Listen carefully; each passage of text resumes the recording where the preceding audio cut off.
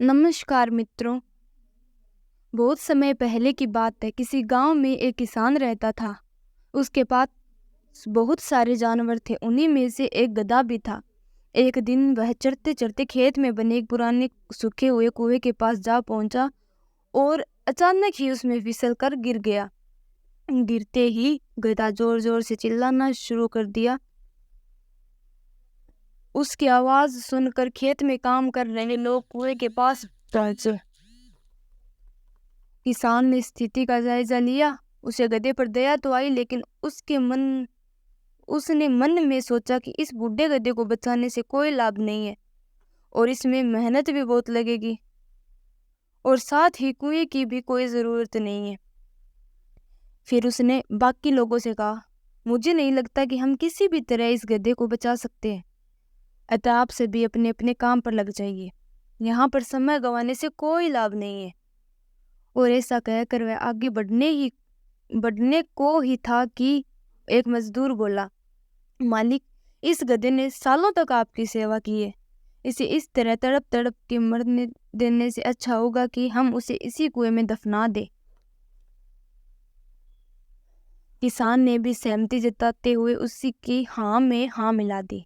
चलो हम सब मिलकर इस कुएं में मिट्टी डालना शुरू करते हैं और गधे को यहीं दफना देते हैं, किसान बोला। गधा ये सब सुन रहा था और अब वह और भी डर गया। उसे लगा कहाँ उसके मालिक को उसे बचाना चाहिए, तो उल्टे वो लोग उसे दफनाने की योजना बना रहे हैं। यह सब सुनकर वह भयभीत हो गया, पर उसने हिम्मत नहीं हारी और भगवान को याद कर वहां से निकलने के बारे में सोचने लगा। अभी वह अपने विचारों में खोया ही था कि अचानक उसके ऊपर मिट्टी की बारिश होने लगी। गधे ने मन ही मन सोचा कि भले कुछ हो जाए वह अपना प्रयास नहीं छोड़ेगा और आसानी से हार नहीं मानेगा।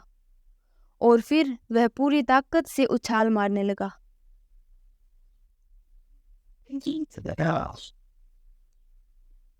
किसान भी औरों की तरह मिट्टी से भरी एक बोरी कुएं में झोंक दी और उसमें झांकने लगा। उसने देखा कि जैसे ही मिट्टी गधे के ऊपर पड़ती और अपने शरीर से झटकता और उछल कर उसके ऊपर चढ़ जाता।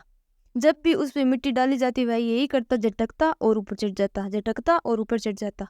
किसान भी समझ चुका था कि अगर वह यूं ही मिट्टी डलवाता रहा तो गधे की जान बच सकती है। फिर क्या था, वह मिट्टी डलवाता गया और देखते देखते गधा कुएं के मुहाने तक पहुंच गया और अंत में कूद कर बाहर आ गया। मित्रों, हमारी जिंदगी भी इसी तरह होती है। हम चाहे जितनी भी सावधानी बरतें, कभी न कभी मुसीबत रूपे गड्ढे में गिर ही जाते हैं। पर गिरना प्रमुख नहीं है, प्रमुख है संभलना।